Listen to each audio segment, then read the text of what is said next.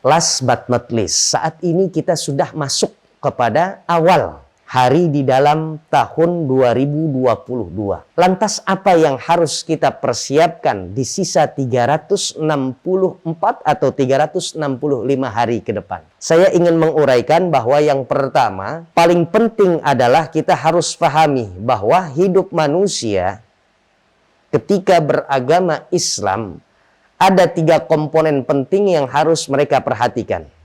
Dan ini adalah sasaran untuk kita perbaiki dalam rangka untuk menjadikan hidup kita ini tambah berkualitas. Yang pertama adalah soal akidah. Komponen yang paling penting, komponen yang paling unggul, komponen yang paling utama. Karena setiap ibadah orang, menyembahkah dia kepada Allah atau tidak menyembah kepada Allah, yang menjadi ukuran adalah akidah atau keyakinannya. Setelah akidah, di bawahnya ada ibadah. Yang di bawahnya adalah terakhir, muamalah.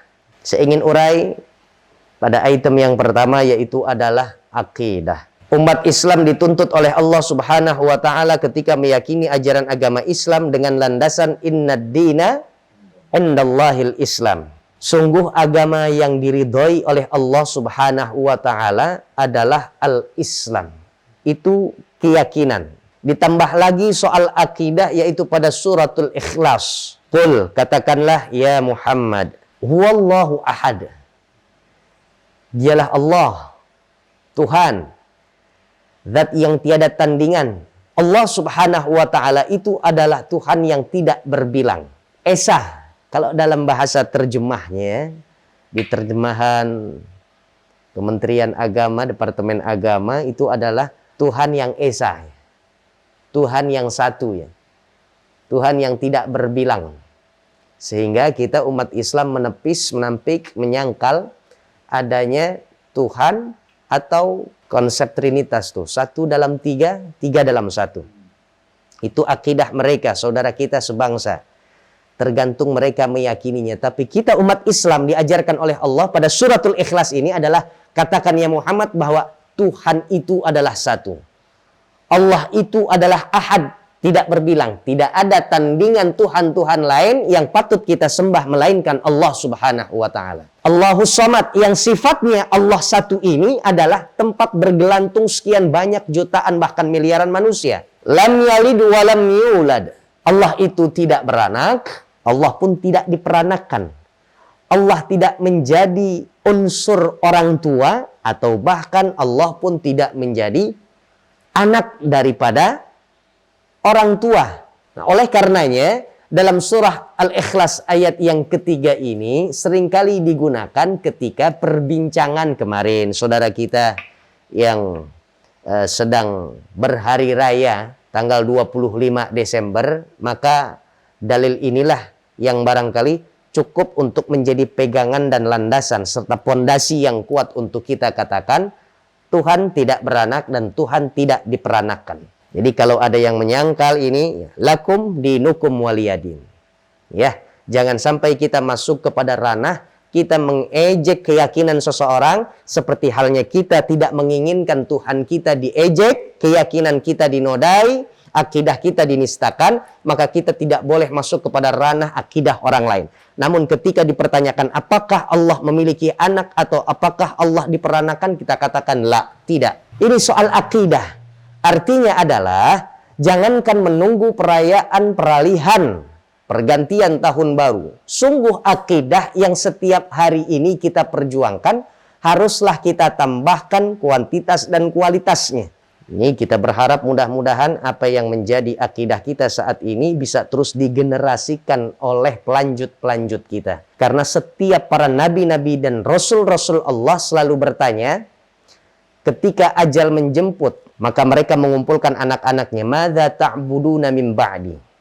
Wahai anak-anakku, apa yang engkau akan sembah sepeninggalku nanti? Qalu na'budu ilahaka wa ilaha abaika. Ya ayahanda, jikalau engkau meninggal, maka aku akan lanjutkan apa yang menjadi akidahmu. Apa yang kau sembah hari ini dan hari kemarin, maka itulah yang akan kami sembah di kemudian hari. Yang kedua adalah ibadah. Ada satu hadis Rasulullah sallallahu alaihi wasallam, qala Nabi sallallahu alaihi wasallam, khairukum man tala umruhu wa hasuna amaluh. Sebaik-baik di antara kalian, wahai umatku, adalah mereka kelompok manusia hamba Allah umat Nabi besar Muhammad sallallahu alaihi wasallam yang ketika diberikan kemanjaan oleh Allah usianya panjang. Ketika usia panjang, usia dari semenjak akil baligh sampai dia menutup mata, entahkah itu usia 70 tahun, mencapai 80 tahun, bahkan kita lihat nggak sedikit, artinya banyak. Sepuh kita, orang tua kita yang usianya mencapai 100 tahun, bahkan lebih. Tapi soal hadis Nabi menekankan bukan kuantitas usia, tapi kualitas hidup. Sebaik-baik kalian itu adalah usia panjang, kemudian nilainya adalah ibadah. Nilainya adalah penyembahan kepada Allah subhanahu wa ta'ala. Ini masih umum, ibadahnya seperti apa? Ibadah modelnya ada dua, ditinjau dari garis ke atas, bawah ke atas secara vertikal adalah hablum minallah, ataupun ibadah yang kita bentangkan tali tersebut ke kanan dan ke kiri, artinya adalah kepada sesama secara horizontal, yaitu adalah interaksi kita kepada siapa? Sesama makhluk di sekitar kita. Itu ibadah. Nah, saat ini kita rasakan bahwa ada sebagian saudara-saudara kita yang memiliki kebanggaan ketika usianya sudah banyak, ya. Usia banyak tidak menjadi satu jaminan apakah ia akan selamat di dunia, bahkan lebih-lebih di akhirat, kalau bukan amalnya sendiri, kalau bukanlah soal ibadahnya. Karena itu dalil yang cukup masyhur kita katakan, alladzi khalaqal mauta wal hayata liyabluwakum ayyukum ahsanu amala. Allah ciptakan ada kehidupan, kemudian ada kematian. Hanya satu yang dituju oleh Allah subhanahu wa ta'ala untuk kita. Allah jadikan adanya kematian dan juga kehidupan liyabluwakum, untuk memberikan ujian kepada setiap manusia. Ayyukum, siapa di antara kalian, ahsanu amala, yang paling banyak dan baik amalannya. Setelah akidah yang harus kita tata rapi adalah soal ibadah.